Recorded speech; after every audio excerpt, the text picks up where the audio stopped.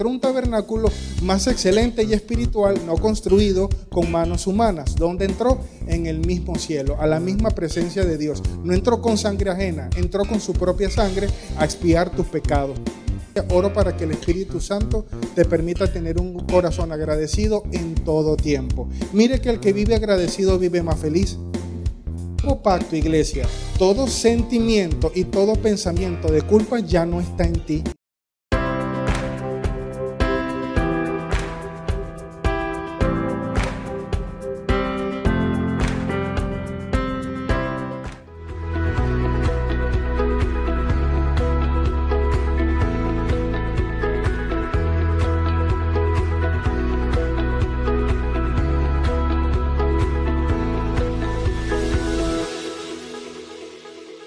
Vamos a continuar con la serie en un tema que hemos llamado la alabanza en el nuevo pacto. Y vamos a hablar de eso, de la alabanza.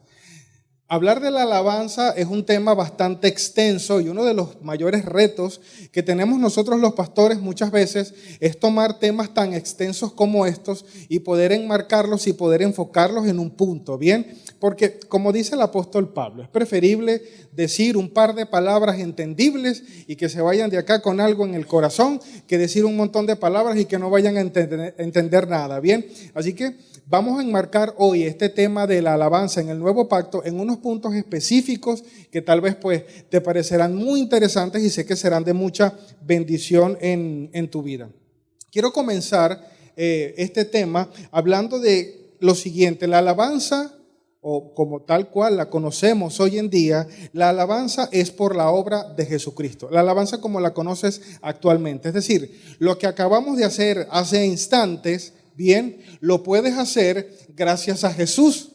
Lo creas o no, seas consciente o no, lo que acabas de hacer, lo que los músicos acaban de hacer, los labios, cómo los acabas de abrir, de alabar y de levantar tus manos, cada una de esas cosas la haces gracias a Jesús. ¿Tú lo crees? Mira cómo ocurrió esto. Y para contextualizar esto, vamos a leer Hebreos capítulo 9 y Hebreos capítulo 10. Algunos fragmentos de ambos capítulos para ilustrar cómo las cosas cambiaron con respecto a la alabanza en el antiguo pacto y en el nuevo pacto. Mira, voy a comenzar con Hebreos capítulo 9, verso 9. Ese primer pacto entre Dios e Israel incluía ordenanzas para la adoración y un lugar de culto aquí en la tierra.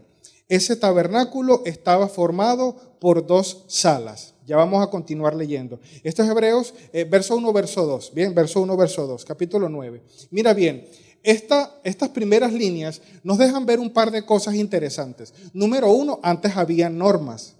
Te pregunto, cuando alabaste al Señor hace unos minutos, ¿crees que seguiste una norma en específico? Simplemente lo hiciste. ¿Y cómo lo hiciste? Guiado por el Espíritu. Así es como alaban ahora los hijos de Dios. Pero mira que antes había una serie de normas que tenías que cumplir según la ley. Y si adorabas y te escapabas alguno de esos elementos por adorar inadecuadamente, podías hasta morir. Porque la paga del pecado era la muerte y el pecado era faltarle a la ley. Bien, así que habían una serie de normas que tú tenías que cumplir. Es más, la adoración estaba enmarcada de una manera muy específica, no como lo haces ahora. Antes la adoración estaba enmarcada en sacrificios, ofrendas y fiestas del pueblo de Israel en el calendario judío de manera muy específica en ciertas temporadas del año. Así que eran muy específicos los tiempos de adoración y cómo se hacía. Pero lo que haces ahora, acá en la iglesia, al principio y al final de cada servicio, o lo que haces en tu casa mientras limpias, pero antes no era de esa manera. Mira cómo cambiaron las cosas en Jesús. Había un lugar santo al cual entraban los sacerdotes frecuentemente. Bien, luego estaba una cortina, que fue la que nuestro Señor Jesucristo rasgó, y posterior a ese lugar santo estaba el lugar santísimo, al cual entraba una vez al año el sumo sacerdote, una vez al año. Entraba con sangre ajena de machos cabríos, de becerros, ¿sí?, para hacer expiación por sus propios pecados y por los pecados de ignorancia del pueblo. Lo hacía una vez al año. Bien, Ahora, mira cómo cambiaron las cosas. Cristo, voy ahora con el verso 11 del mismo Hebreos capítulo 9. Cristo, por el contrario, al presentarse como sumo sacerdote de los bienes definitivos en el tabernáculo más excelente y perfecto, no hecho por manos humanas, es decir, que no es de esta creación, entró una sola vez y para siempre en el lugar santísimo. No lo hizo con sangre de machos cabríos y becerros, sino con su propia sangre, logrando así un rescate eterno. La sangre de machos cabríos y de toros y las cenizas de una novilla rociadas sobre personas impuras las santificaban, de modo que quedaban solo limpias, puro por fuera.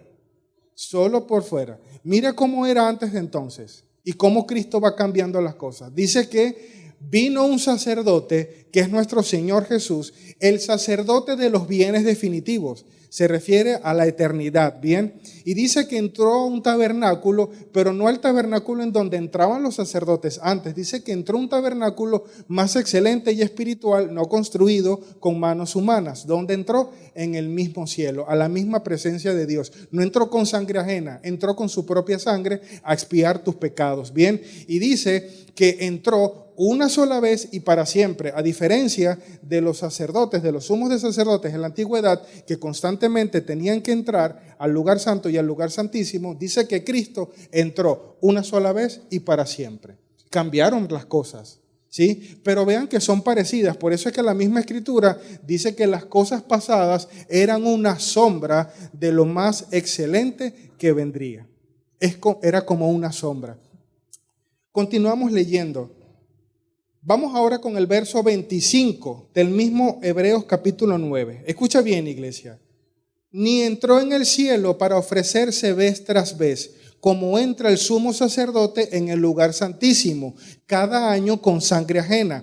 Si así fuera, Cristo habría tenido que sufrir muchas veces desde la creación del mundo. Al contrario, ahora, al final de los tiempos, se ha presentado una sola vez y para siempre, a fin de acabar con el pecado mediante el sacrificio de sí mismo. Y así, como está establecido que los seres humanos mueran una sola vez y después venga el juicio, también Cristo fue ofrecido en sacrificio una sola vez para quitar los pecados de muchos y aparecerá por segunda vez, ya no para cargar con pecado alguno, sino para traer salvación a quienes lo esperan. Ya a través de esta lectura podemos ver cómo las cosas han cambiado. Con esta nueva serie de versículos, ¿qué podemos confirmar acá? Entró una sola vez y para siempre, lo que implica que, ya les había dicho esto antes, ¿verdad? Cuando usted no quiere perdonar a alguien y usted le dice que Dios te perdone porque yo no te voy a perdonar, usted se fregó porque ya Cristo lo perdonó.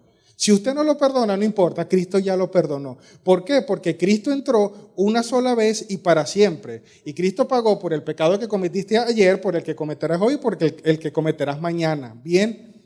Así de sencillo, ya Él pagó por todo. ¿Se imaginan? Es lo que dice la Escritura, que Cristo tuviese que entrar vez tras vez. Cada vez que fallamos tendría que sufrir muchísimo. Pero la sangre del Cordero no hizo ese efecto. Dice que con tan solo entrar y una vez y para siempre, ya eliminó todos nuestros pecados. Amén. Y por cierto, no se acordará más de ellos. Otra cosa que dice la Escritura, vamos a continuar leyendo porque se pone más interesante. Vamos ahora al capítulo 10. Vamos a leer unos fragmentos del capítulo 10 de Hebreos. El sistema antiguo, bajo la ley de Moisés, era solo una sombra, un tenue anticipo de las cosas buenas por venir, no las cosas buenas en sí mismas. Bajo aquel sistema se repetían los sacrificios una y otra vez, año tras año, pero nunca pudieron limpiar por completo a quienes venían a adorar. ¿Sí? Ya empezamos a hablar de los adoradores. ¿Puedes levantar tu mano si tú eres un adorador? ¿Te consideras un adorador de Cristo? Bien, antes no era posible que te purificaras por completo porque estos sacrificios no eran suficientes. Bien, pero las cosas han cambiado en Jesús. Continuamos leyendo. Si los sacrificios, mira bien, Si los sacrificios hubieran podido limpiar por completo, entonces habrían dejado de ofrecerlos. Tienen razón. Porque los adoradores se habrían purificado una sola vez y para siempre y habrían desaparecido los sentimientos de culpa. ¿Qué quiere decir esto? Que si ese sistema que ya está caduco, bien, si hubiese funcionado, los adoradores no tendrían que hacerlo vez tras vez. Pero el mismo sistema nos indicaba que era una sombra, porque el mismo sistema de repetición lo que nos hacía ver, en otras palabras, era: no es suficiente. Me limpia por fuera, pero tengo que limpiarme vez tras vez. Cuando haces algo una y otra vez y otra vez y otra vez, lo que indica eso, en otras palabras, es que no es suficiente. Bien, si no tuvieses que hacerlo tan repetidas veces. Y el mismo sistema nos estaba indicando que venía algo superior. Estaba apuntándole a Jesús. Bien, continuamos con la lectura. Pero en realidad, esos sacrificios les recordaban sus pecados año tras año, pues no es posible que la sangre de toros y las cabras quite los pecados. ¿Qué era lo que también hacía este sistema?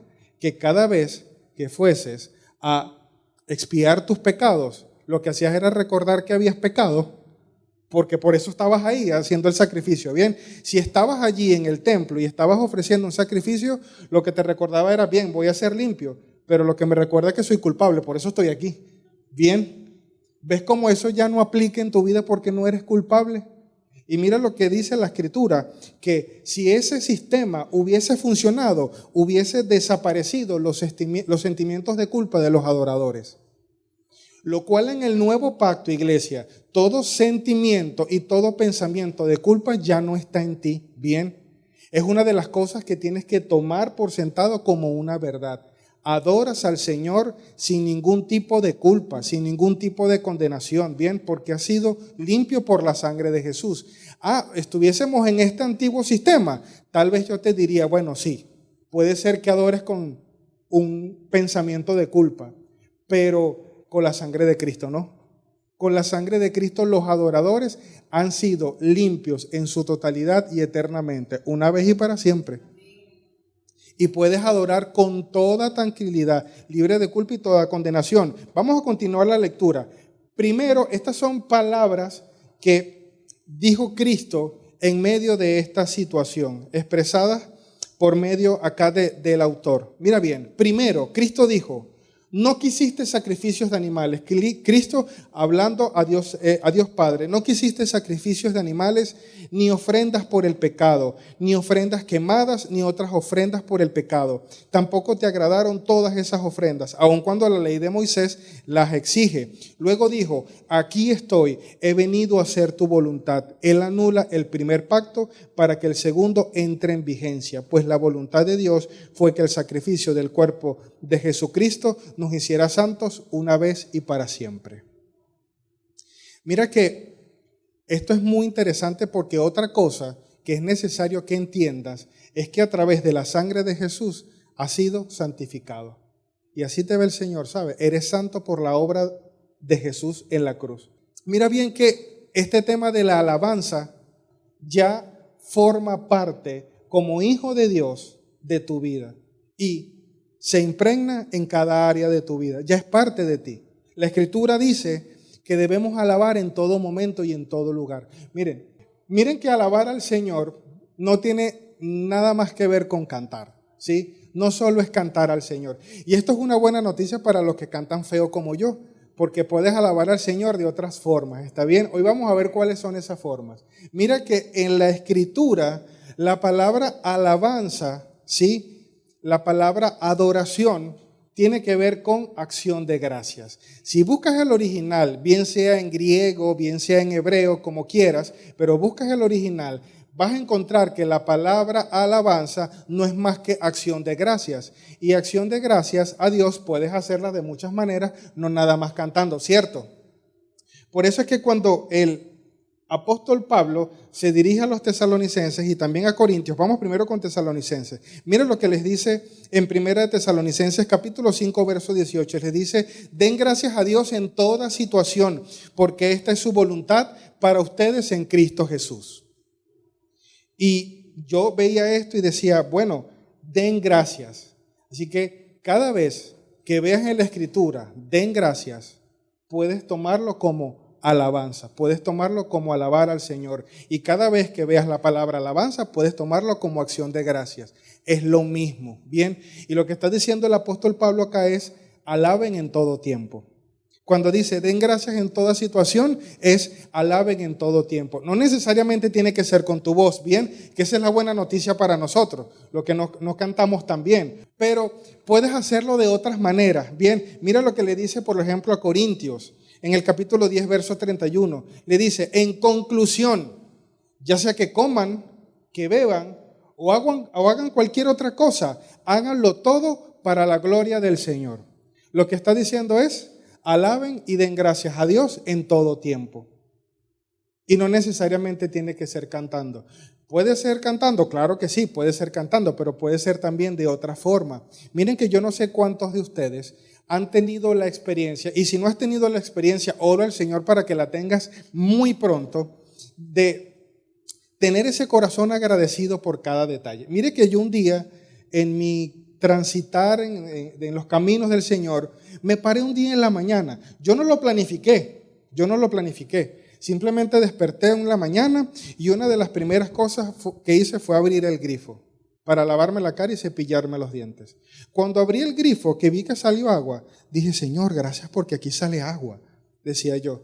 Tal vez parecerá una tontera para otras personas, pero cuando abrí la llave, y no era que no tenía antes agua, es que tenía antes agua, pero no era consciente de la gratitud al Señor por eso, bien, por los pequeños detalles. Y abrí la llave del grifo y vi el agua salir y dije, el Espíritu me dijo, alaba, da gracias. Y dije, Señor, gracias. Luego volteé, miré al espejo, me vi sano, me vi bien y dije, Señor, gracias por mi vida y gracias por mi salud porque amanecí un día más bien.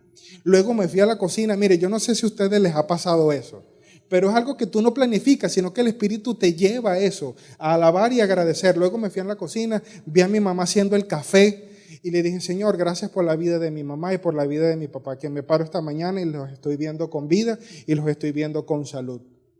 Y empecé a agradecer por cada cosa. Mira, hasta cuando salí a la calle, que el sol pegó en mi piel, dije, Señor, gracias por este sol que hoy me calienta. Y empecé a darle gracias al Señor por cada detalle. Si no has tenido la experiencia, oro para que el Espíritu Santo te permita tener un corazón agradecido en todo tiempo. Mire que el que vive agradecido vive más feliz.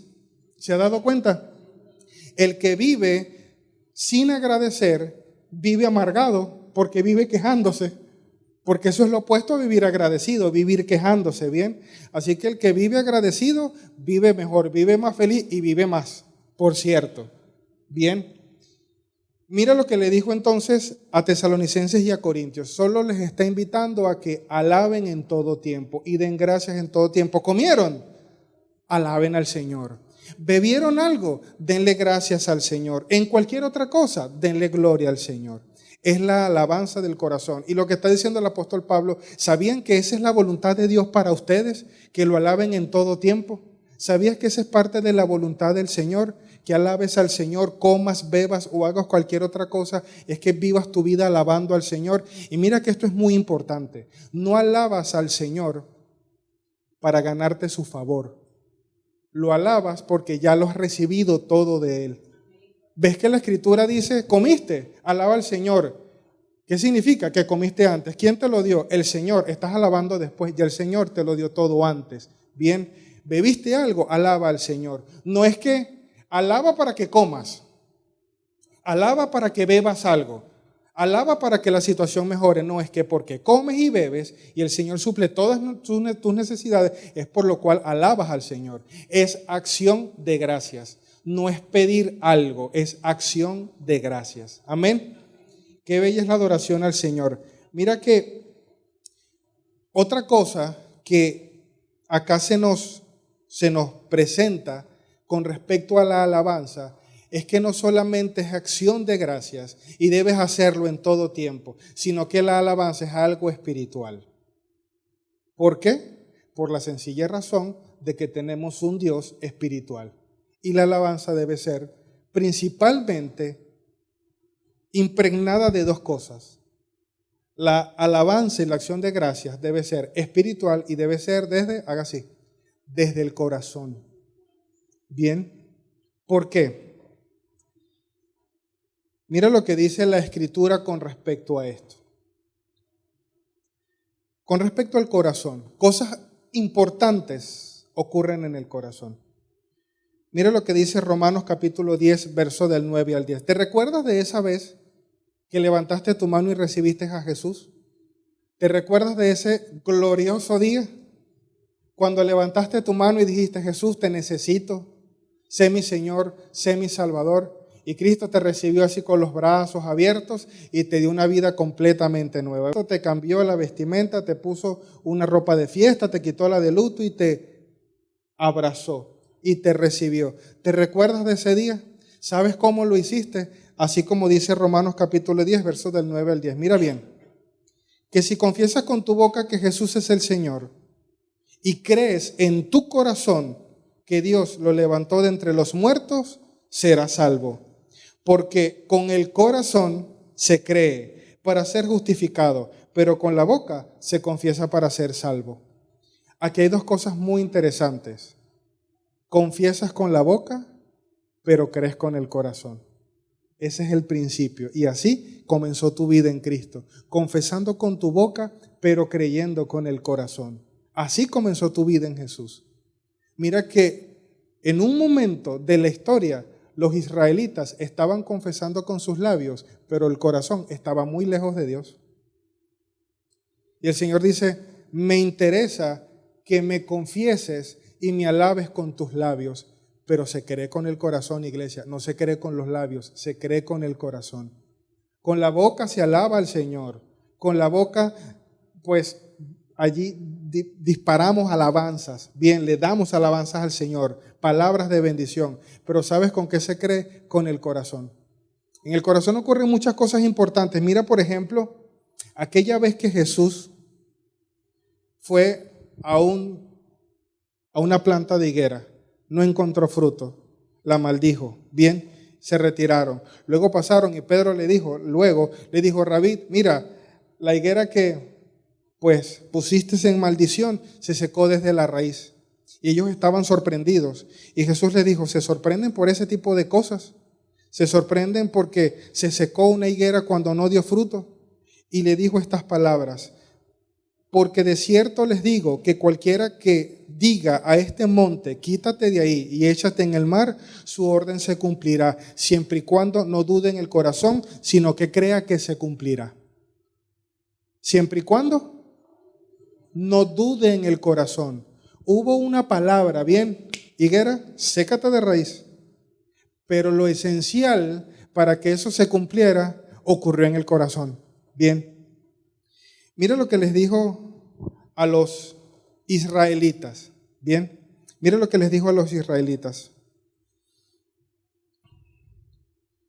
Les dijo, este pueblo, sí, me alaba con sus labios, me alaba con su boca, pero su corazón está lejos de mí. No estaban alabando con el corazón. ¿Recuerdas también esa historia en donde Jesús pues se topó con una mujer samaritana? Ellos estaban allí y tuvieron una conversación, y en medio de esa conversación la mujer se dio cuenta de que él era un profeta. Y le dice a Jesús, me doy cuenta que eres un profeta, le dijo. Vamos a leer la historia. Le dijo, Señor, me di cuenta que tú eres profeta. Nuestros antepasados adoraron en este monte, pero ustedes los judíos dicen que el lugar donde debemos adorar está en Jerusalén. Es decir, entre tantas diferencias que tenían los judíos con los samaritanos, una de las principales diferencias era el lugar de adoración.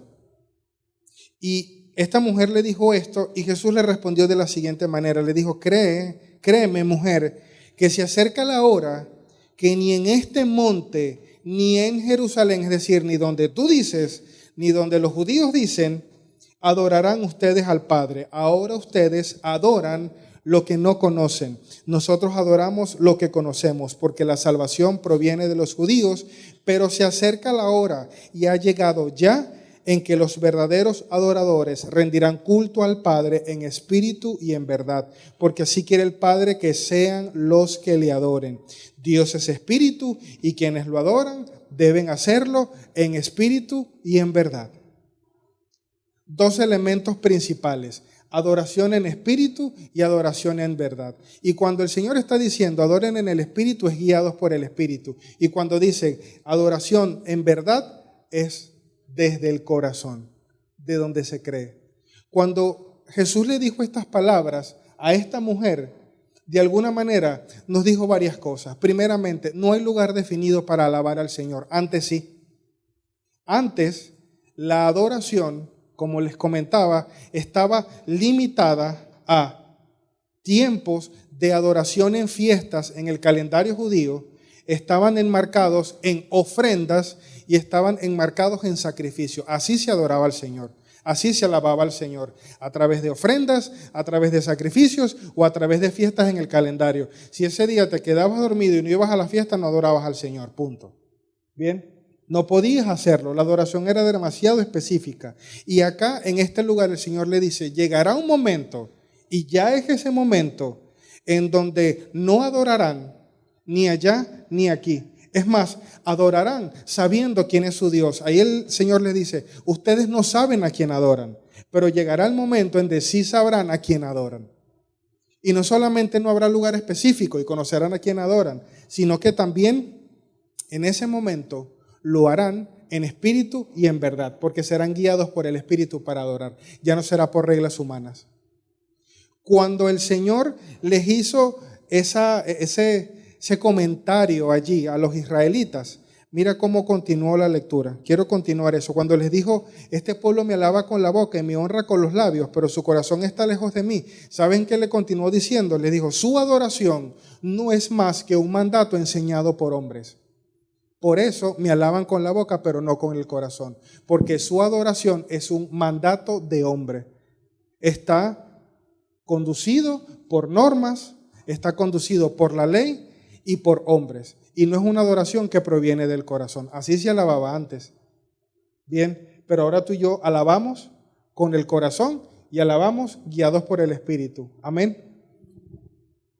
Otra característica importante de la adoración. Podemos hacerlo solos, pero también lo hacemos en comunidad aquí en la iglesia. Amén. Miren, yo no sé ustedes, pero yo cuando los veo yo me alegro. Yo no sé si ustedes cuando me ven se alegran, pero yo cuando los veo a ustedes yo me alegro, ¿sí? Y mira que la Escritura dice, han escuchado esto de no dejen de congregarse como algunos tienen por costumbre, lo han leído, ¿verdad? Mira bien, Hebreos capítulo 10. Verso 25 dice, y no dejemos de congregarnos como lo hacen algunos, sino animémonos unos a otros, sobre todo ahora que el día de su regreso está cerca. ¿Qué quiere decir esto? Primeramente, usted anima a otros a venir, porque dice, no dejen de congregarse, anímense unos a otros. Pero puedes verlo de dos maneras. Número uno, animar a otros a que estén acá alabando juntos. O número dos, usted está triste, viene acá y si acá se anima. Amén. Puede verlo también así. Cuando dice anímense unos a otros, puede ser, como le digo, que invite a otro para que venga a este lugar, animarlo, o también que usted venga acá y se anime. Por eso le digo, yo cuando vengo acá, el ánimo se me sube cuando les veo sus rostros. ¿Sí? Digo, esta es la iglesia, estos son mis hermanos, esta es mi familia, ¿bien? Y es de alegría poder verlo. Y el Señor dice en su palabra, cuando se reúnan así como familia, hay algo que deben hacer. ¿Saben qué deben hacer? Está en Efesios capítulo 5, verso del 18 al 20. Mira lo que dice el Señor. No se emborrachen, pues perderán el control de sus actos. Más bien, permitan que sea el Espíritu Santo quien los llene y los controle. Cuando se reúnan, canten salmos, himnos y canciones espirituales. Alaben a Dios, el Padre de todo. El apóstol Pablo no se le escapó ese de corazón, ¿verdad? Porque él sabe que es importante, ¿sí? Él sabe que es importante. Alaben a Dios, al Padre de todo corazón. Así que una de las cosas que hacemos como iglesia, ya usted sabe el por qué.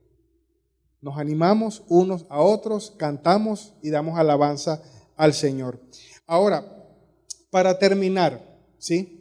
Para terminar, una de las cosas que hace la alabanza es que nos ayuda a enfocarnos en la grandeza de Dios y su amor por nosotros. Miren, cuando usted alaba al Señor, es difícil, ¿sí? Es muy difícil pensar en el problema mientras alaba. Inténtelo para que usted vea. Mientras usted alaba al Señor, pensar en el problema al mismo tiempo mientras alaba es complicado. De hecho, es muy, muy difícil. Inténtelo para que vea. Porque la alabanza lo que hace es alinear todos tus sentidos en el Señor. No en el problema, sino en el que es más grande que cualquier problema que puedes estar atravesando. Y eso es lo que hace la alabanza en nosotros. Recuerda que no estamos hablando solo de cantar. Recuerda que estamos hablando también de una acción de gracias, ¿bien? Y cuando eres agradecido y enfocas tu mente en cómo el Señor te favorece día a día, el problema se vuelve insignificante, ¿sabes? Mira el Salmo 103 lo que dice. Y quiero que podamos leerlo juntos y quiero que lo repitas conmigo, ¿bien? Lo vamos a hacer también con todas las personas que nos escuchan a través de la iglesia en línea. También pido que puedan unirse conmigo y junto a la presencia del Señor a poder no solamente transmitir y decir estas verdades con los labios, sino también con el corazón.